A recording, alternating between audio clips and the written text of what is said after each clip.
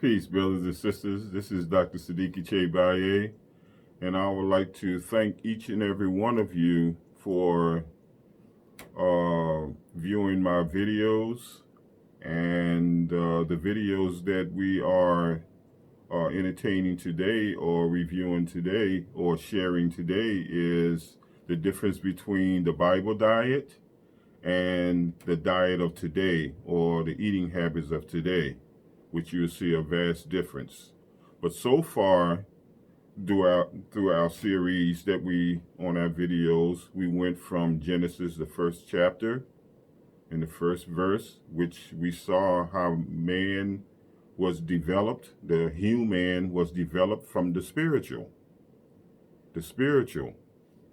And we are in the physical right now, but yet our minds are still spiritual. So we have to open up our mind's eye to receive the light, which is the truth, because for too long we've been in the dark. And when you turn the light on, the first thing you do is say, hey, turn that light out. You hurt my eyes. But we should learn how to adjust to the light, because the light is the truth, and the truth is the only thing that will set us free.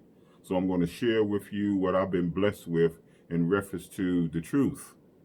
So we went through the first chapter of Genesis, and now we're on the fourth chapter. We're going to complete the fourth chapter, and then we're going to go right into the book of Daniel, which we're going to see what Daniel's diet is all about. And then we're going to wrap this whole series up to let you know how we started and where we ended. And you'll see a vast difference. It's a little scary, really, but I don't have a problem, sharing with you the difference. And this is what I call raw food for thought. So take it and do what you need to do with it to prove it to yourself. So we have to understand that Adam means, it came from the Hebrew word Adama, which means the soil, the ground, or the earth. So what God did, he formulated the earth and breathed in it. He breathed the breath of life in it, which gave that object a soul. And within the soul contains the essence of the physical man, which is his thinking, his emotions, his perception, and all the other things that are included in man, emotions and feelings and all this kind of stuff there, and even his character. So we're going to make sure that I'm going to make sure that it is clear as possible on what we are going through. And so let's continue. But let's go to the third chapter of Daniel and go to the last two verses before we go to chapter 4. And it says in Genesis, the 23rd chapter, the third chapter, the 23rd verse, it says, I know it looks like that I'm in your space there sometimes when I get close to the camera, but I'm hoping that you're feeling me. That's the main thing, because we're not feeling each other anymore. So it's all good. So it says here in the third chapter, 23rd verse, it says, therefore the Lord God sent him was Adam, forth from the Garden of Eden, to till the ground from whence he was taken. Wow, did you hear that? To till the ground that he was taken from. So he's going to till the ground, the same ground that he was made of. The soil, the ground, the earth. So now he has to till it to grow his food. Now, 24, it says, so he drove out the man. He drove him out of the garden. He drove him out of there because of the events that happened. And he placed at the east of the Garden of Eden cherubim. The east, they keep mentioning the east. The east is Africa. The east of Africa is Ethiopia. Within Ethiopia is the Garden of Eden, which is on where the Nile Valley is, the Nile River, in which all life originated. So we keep talking about the East, in which the original man had came from, and that's us. We are the East. And it says that and in the garden in the Eden of the Eden cherubim. Now we have to understand that cherubim is, as we know, or if you've seen a picture of an angel with wings, that's what you call cherubim. They are the guardians. They are attending God. They are symbols that are attending God, protecting God, looking out for God. And then it says, and a flaming sword which turned every way to keep the way of the tree of life. Now, the way of the tree of life is a narrow path. If you veer any kind of way off the path, the narrow path, you will run into the flaming sword. And there's some serious consequences. And here we are today with that. Because we have lost the concept of who we are. And we have to be about the business of finding out who we are. But we have to go back to the beginning to find that out. We have to open up our mind's eye in order to receive the light, such as etymology, the original meaning of words. Metaphysics, which is the principle of things, the first principle of things. And then spirituality, which is our original reality. Man was made later, the physical man, the human, the Adam, which was the first man, the first one that the breath of life was breathed into and gave him a soul. So Adam was the first soul man. All right, now. So now we're going to go to chapter 4. Stay with me now. Keep an open mind and be flexible. And be patient with yourself when it's time for learning. We're patient with white folks when we go to these schools to teach us how to be dumb and stupid. We're very patient with that, but when it comes to each other, we have a problem. So now we have to be intentional. But it's all good. Adjust accordingly. And it says here in chapter 4, and Adam knew Eve, his wife, and she conceived and bare Cain and said, I have gotten a man from the Lord. Now we're getting into family now. Adam knew his wife Eve, and they conceived, and the first child was Cain. Now we're going to get into the Cain and Abel thing, and we're going to see what really happened. And these are two different mindsets here. We're talking about the mind has different levels and different degrees of everything. Now we're going to see that Cain was one mindset, and then Abel was another mindset. Now, and let's go to the 4th chapter in the 2nd verse. It says, and she again bare his brother Abel, and Abel was a keeper of the sheep, but Cain was a tiller of the soil. Now Abel, he was in charge of the sheep, the flock. And Cain had to till the soil. And that's a lot of hard work there, constant work to grow food, being a farmer, being into agriculture. So let's see what happened. Let's go to 3. And in process of time, it came to pass that Cain brought of the fruit of the ground an offering unto the Lord. So when Cain grew his fruit, he brought the best of the fruit as an offering to God. So what happened? Okay, let's go to 4. And Abel, he also brought of the firstlings of his flock, and of the fat thereof, which means the best of the best. And the Lord had respect unto Abel and to his offering. So the Lord kind of favored Abel in reference to receiving his offerings of the firstlings of his flock. And let's go to 5. But unto Cain and to his offering he had not respect. And Cain was very wroth, and his countenance fell. Okay, but what do we mean by wrath?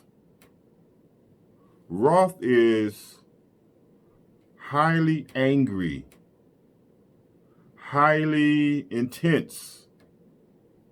So Cain was mad, as we call it today. Oh, he was mad. So let's go to 6. And the Lord said unto Cain, why art thou wroth, and why is thy countenance fallen? He asked Cain that question.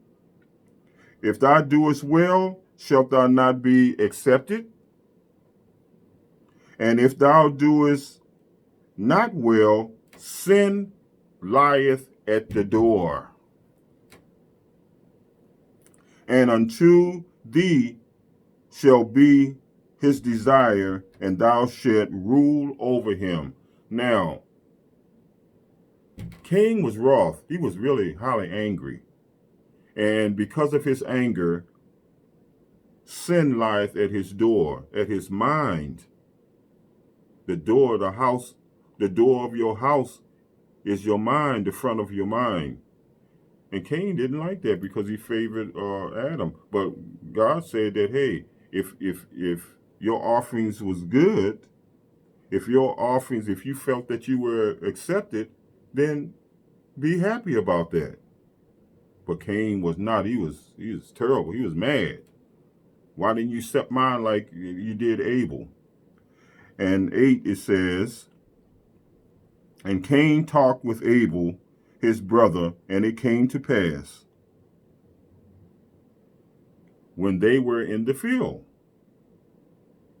that Cain rose up against Abel, his brother, and slew him. Wow. He was so furious that he met his brother out in the field and he killed him. Wow. You killed your own blood, your own brother, out of anger. Okay, number 8.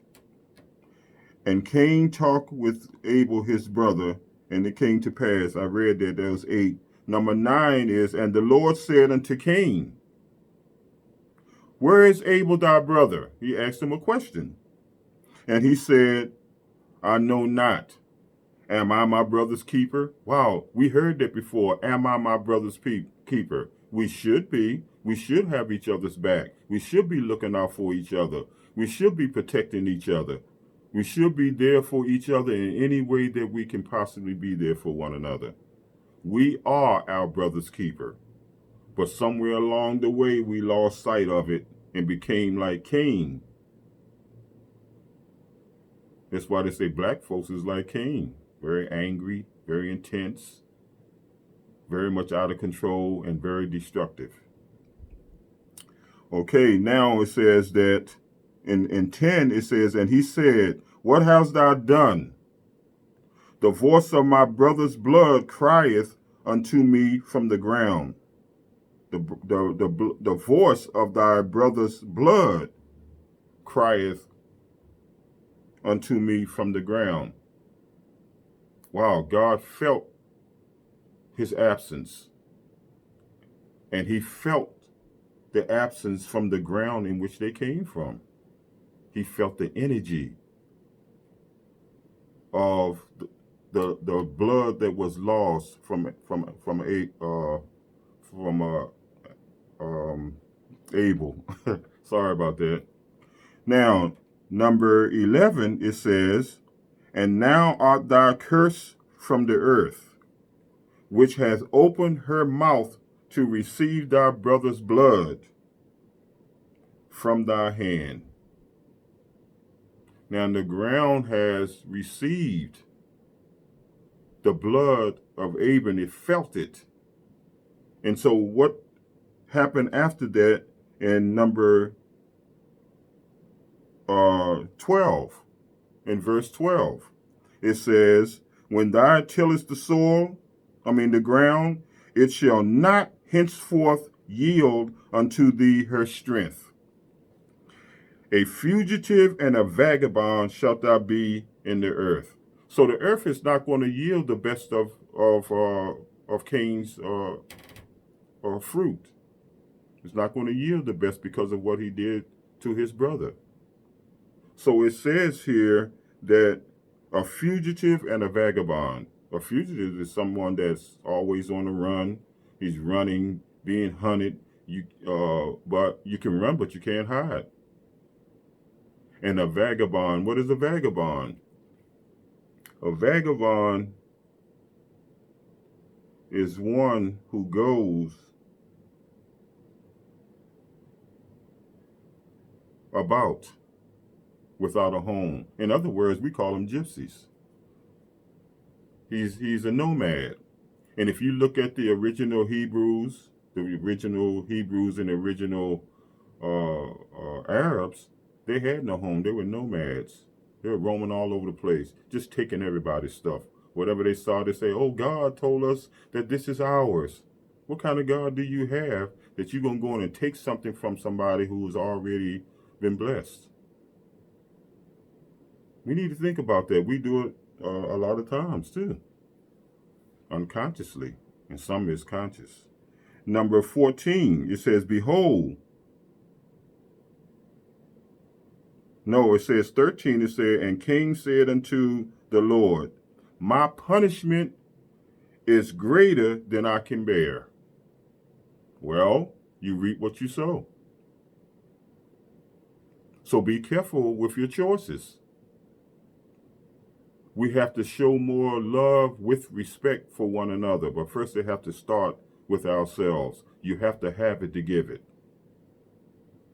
And I thank God for blessing me with the desire to have that love and respect for myself, wherein I can share it with others. You got to have it before you can give it. You can't fool life. You can't fool energy. Number 14, behold, thou hast driven me out this day from the face of the earth, and from thy face shall I be hid. And thou shalt be a fugitive and a vagabond in the earth, and it shall come to pass that every one that findeth me shall slay me. Wow. Everybody will hate him, will dislike him, will want to beat him up, want to kill him, want to destroy him because of what he did. Number 15, it says, and the Lord said unto him, therefore, whosoever slayeth Cain, vengeance shall be taken on him sevenfold. In other words, God has still favored Cain to a degree. So that to the point where God would not be pleased if someone wanted to hurt Cain. So he protected Cain to a degree. And this is where the families and all of that started. From Cain and Abel were the first two children. They were both males. The male principle. Therefore, whosoever slay Cain, vengeance shall be taken on him sevenfold. And the Lord set a mark upon Cain, lest any finding him should kill him. God gonna make sure that Cain is still protected, even though, in spite of the sins that he created.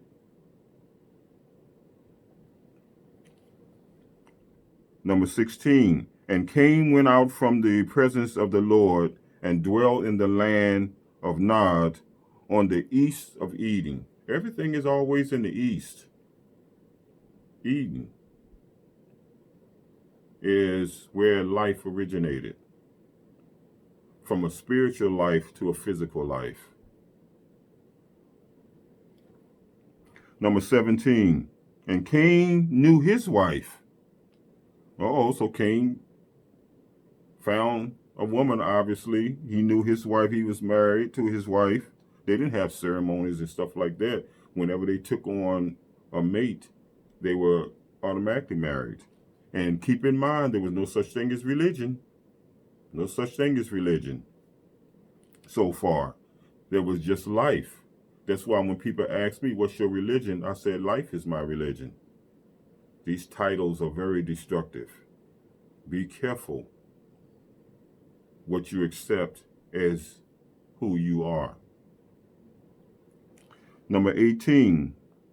And unto, it says in here in 17, and Cain knew his wife, and she conceived and bare Enoch, and he built a city and called the name of the city after the name of his son Enoch. Number 18, and unto Enoch was born Irad, and Irad beget Mehum Jael. I apologize for the pronunciation of these words, but let's understand the point. And Mehujael beget Methuselah, and Methuselah beget Lamech. And Lamech took unto him 2 wives. The name of the one was Adah, and the name of the other is Zulah. The name means nature. Now, all of them had a particular nature, a unique nature. And Adah bare Jabal. He was the father of such as dwell in tents, and of such as have cattle. So again, they were nomadic. They didn't have a home. They established themselves wherever they went.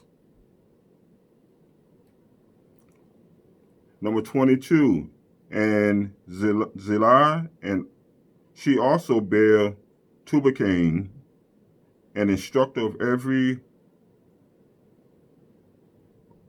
artificer in brass, iron, and the sister of Tubal-Cain was Naamah.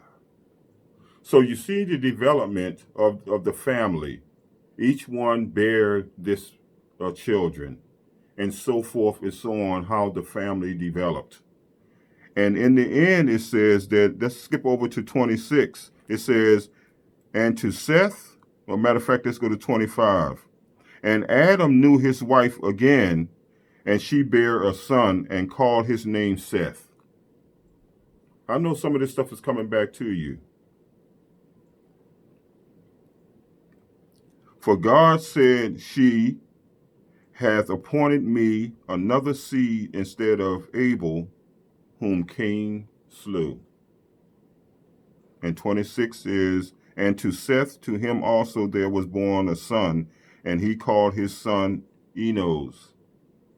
Then began men to call upon the name of the Lord.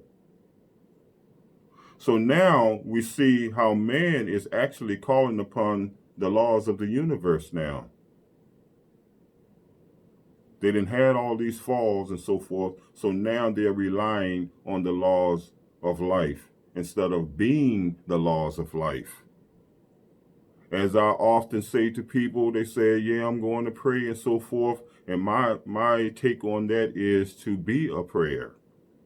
And you don't always have to pray, just be. And when you be, you are. So I am. So brothers and sisters, because of our sinful ways, we created death and destruction. It started with Cain.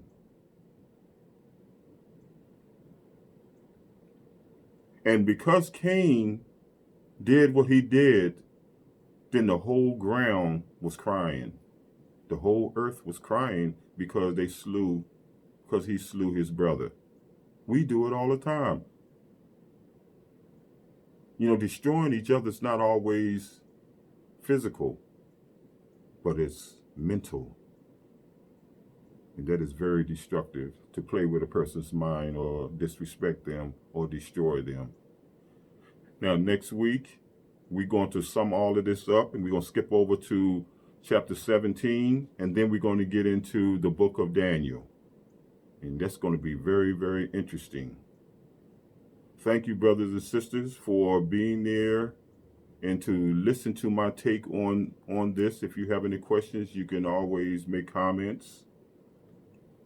And to know that because of our sinful ways, we have to pay a price for that. Cause and effect, the law of karma.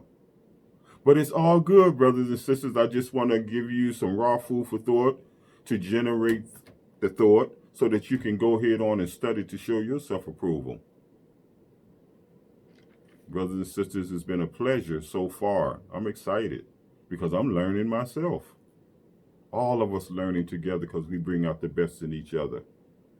So with that in mind, brothers and sisters, continue to study and lean not to your own misunderstanding. Have a great day. Have a great week.